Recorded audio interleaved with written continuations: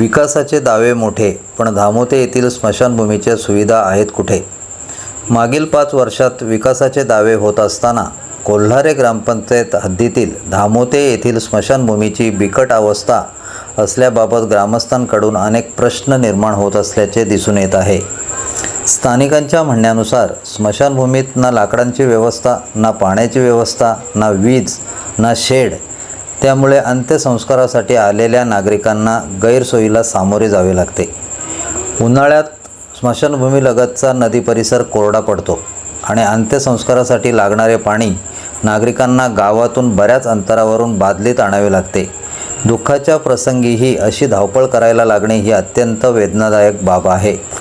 त्याचप्रमाणे स्मशानभूमीवर शेड नसल्यामुळे पावसाळ्यात काही वेळा चितेचा अग्नी विझून जाण्याच्या घटना घडतात.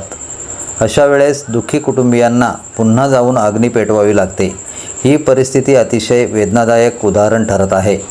तसेच रात्रीच्या वेळी अंत्यसंस्कार करायचे असल्यास अंधारात अंत्यसंस्कार करण्याची वेळ येते.